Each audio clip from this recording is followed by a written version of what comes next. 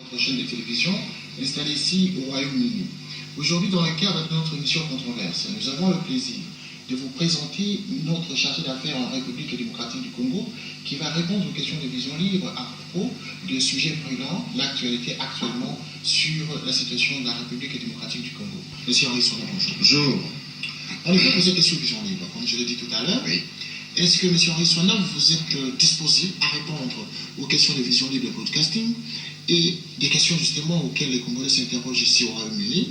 Et si vous êtes d'accord, pourriez-vous à cet effet nous le confirmer et donner votre premier mot d'introduction aux Congolais et aux téléspectateurs qui vous suivent tout à l'heure? Je vous remercie sincèrement. Je suis bien disposé à répondre à toutes vos questions, n'est-ce pas, qui seraient relatives au bon fonctionnement de l'ambassade et toutes les questions qui intéresseraient mes frères congolais. Et je voudrais vous dire que je suis tout à fait disposé à 100% à vous écouter. En effet, j'ai établi ce travail en fait notre entretien aujourd'hui sur 3 thèmes. Oui. Le premier thème va consister d'abord, nous allons parler d'abord de l'état actuel de la diplomatie entre la RDC, la République démocratique du Congo, et le Royaume-Uni.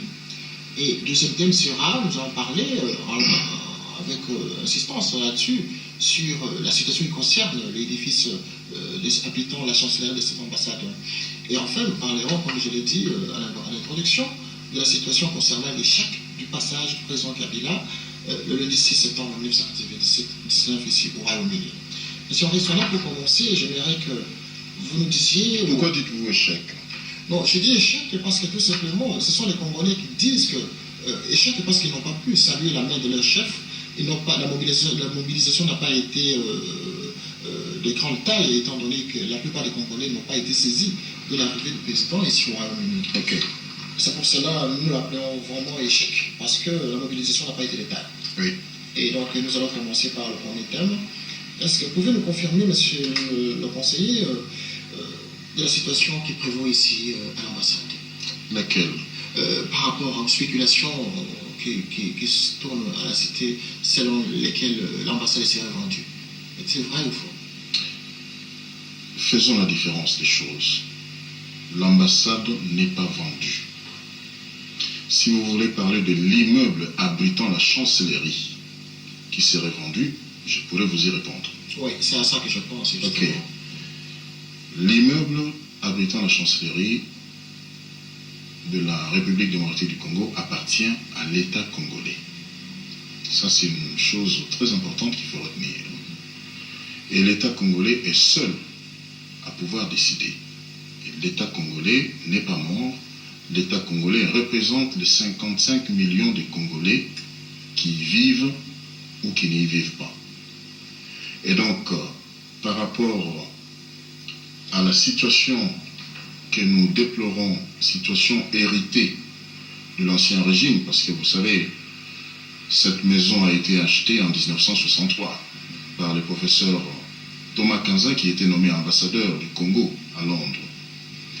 Et j'aime autant vous dire qu'il y a 2 mois, j'ai reçu dans ce même bureau le professeur Thomas Kanza, qui avait acheté cet immeuble.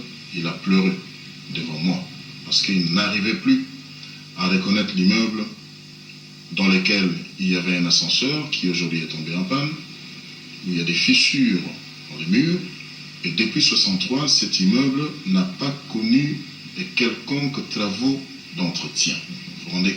Lorsque le nouveau régime est arrivé, le président Kabila, il était au courant de cette situation. On lui a présenté la situation.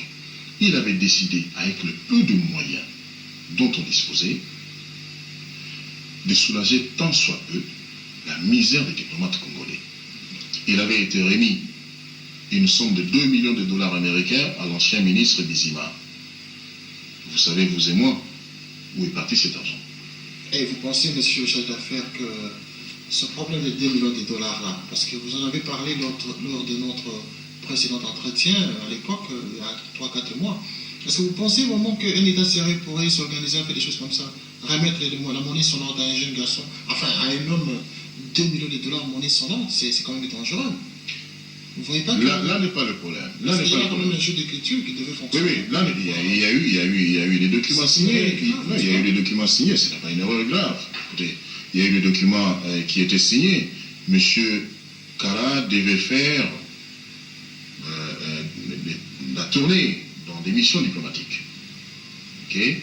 Et on pensait qu'il était beaucoup plus facile pour un ministre des Affaires étrangères en qui tout le pays avait confiance, chaque fois qu'il devait se retrouver dans une mission diplomatique, de laisser un montant pour le fonctionnement de cette ambassade. Vous pensez que tout le pays avait confiance en lui? Peut-être que c'est le président Kabila qui avait confiance en lui. Non, mais écoutez, le gouvernement, un gouvernement représente une population. Le président Kabila représente un État, représente un peuple. Et donc, c'est une décision qui avait été prise de confier ce montant-là pour remettre aux diplomates. Là n'est pas le problème. Moi, je suis en train de parler de l'intention. C'est l'intention qui compte. C'est l'intention ici qu'il faut encourager. C'est là que je suis. Mais la procédure n'a pas été très correcte parce qu'il y avait des dangers quand même. Non? Il n'y avait aucun danger. Le danger aujourd'hui, c'est que, bon, visiblement, il a avoué d'ailleurs. Il a avoué qu'il a pris cet argent. Plusieurs fois, il a avoué qu'il a pris cet argent. Et c'est cet argent qui est en train de tuer les Congolais. Même si cet argent a été versé dans les comptes, mais je suis convaincu que le seul signataire serait Biziman lorsqu'il a révélé dans chaque pays. Et donc, de là où il était, il pouvait tout naturellement faire venir cet argent par sa signature.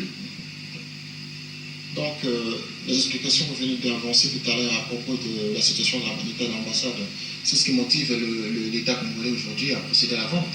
Nous ne sommes pas le premier pays à le faire. Beaucoup de pays africains l'ont fait. Et donc, moi je pense qu'un État doit prendre ses responsabilités. Je vous ai dit qu'il fallait choisir entre perdre la valeur marchande de cet immeuble en le laissant s'écrouler totalement.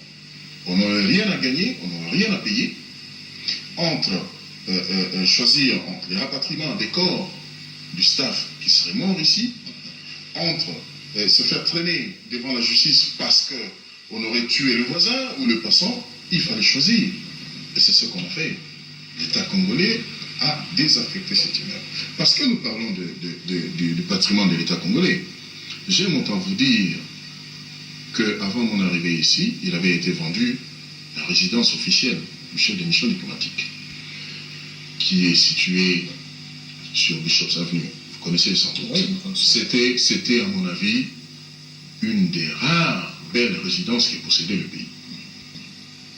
Cette résidence a été vendue de manière illégale. De manière illégale. Aujourd'hui, je peux vous dire, parce que cette résidence a été vendue de manière illégale, nous nous battrons. Nous nous battrons pour récupérer cette résidence qui avait été vendue de manière illégale.